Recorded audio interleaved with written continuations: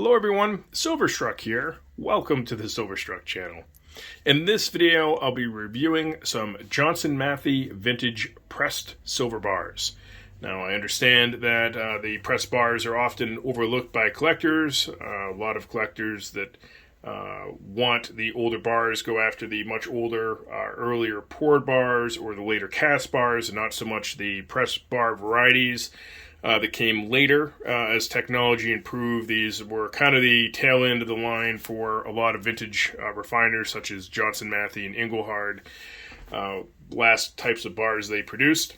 So I understand they're not as sought after. However, there are some less common varieties to look for. So specifically with Johnson Matthey, which is what we're going to focus on here today, the most common one I actually don't have on the table, but I have some nice examples here. And these first four bars I'm going to show are all the same variety, but the first three are sequentially numbered, so that's pretty neat. So let's have a quick look at this silver bar. A little review. It's very reflective. So you can see it is indeed a press bar. Has the Johnson Matthey logo at the top. And it says Johnson Matthey, obviously in large print. Assayers and refiners, fine silver, 3/9 fine, 10 troy ounces, and has a serial number. The variety for this one is on the reverse. So here on the reverse of the bar, you can see the JM logo repeated 3 times completely, and you can see the logo itself is pretty large. And that's where the variety differences come in for a lot of the bars. In this particular case, a 3M repeated logo is far less common than the 6 repeated logo. So that's the most common Johnson Matthey press bar you're going to find. I actually don't own one. They produced about 725,000 of the logo repeated 6 times, and far less of the logo repeated 3 times. You're looking at 25,000. So right out of the gate, you can find a bar that's tremendously less rare than the 6 times repeated rear logo, reverse logo, if you will. The next 2 bars I'd like to talk about are recent pickups, both from online community auctions here on YouTube. So let's get right into these, and we're going to start with this bar to the left first. As we can see, it's another 10-ounce press bar. But this one's slightly different. So you can see the JM logo towards the top of the bar. And this one says Assayers Refiners instead of Johnson Matthey. Fine silver, 3/9, 10 troy ounces, and has a serial number. The reverse is a plain back reverse, or blank reverse, if you will.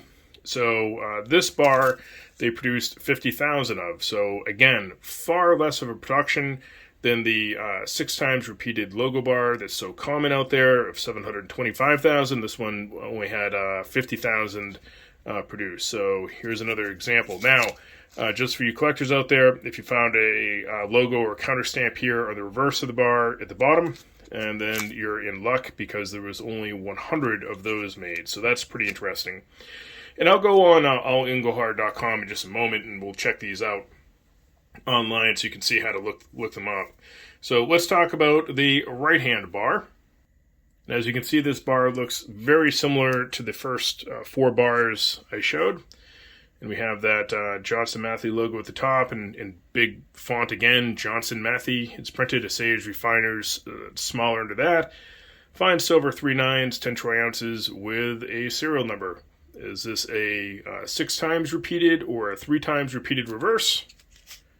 Nope, it's another blank reverse. So another blank reverse bar, but this time in the same type of front variety as the first 4 bars that I showed you. This one has the lowest of the mintages that I have to share, and this is 20,000. So 20,000 of the blank reverse bars minted here for that particular variety.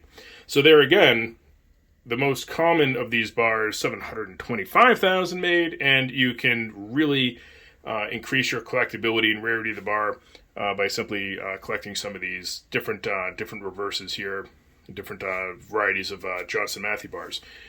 There are a lot of different varieties, so these are fairly common ones. A couple other channels out there, I'm going to specifically mention Silver Bar Stacker has an amazing collection of pressed Johnson Matthey bars, including all the TD Bank bars. So if you want to see something a little bit different, you can wander over to his channel. But for now, let's go ahead and go on allengelhard.com. Well, before I do that, I will show you one other 10-ounce bar that I have, and I've showed this in the past. And this one is extremely rare. So this is kind of my pride and joy of my Johnson Matthey collection. And this is a 10-ounce Johnson Matthey London bar. And I'll show you this one online in just a second, but this has a mintage of only 50. So quite a rare and wonderful older bar to have been able to collect. Very fortunate to have that one in the collection. All right, my friends, here we are over at my favorite site, allengelhard.com. You can see two of the bars that I've been talking about here. The latest one I just showed, which is this Johnson Matthey London bar. I do have the lights off in hopes we can see the screen better. So that London bar is this one right here with a mintage of only 50 bars. And then right under that is the Assayers Refiners JM bar with a blank reverse for an approximate mintage of about 50,000. And that would be this bar right here. So pretty neat. You can see this one has a blank reverse.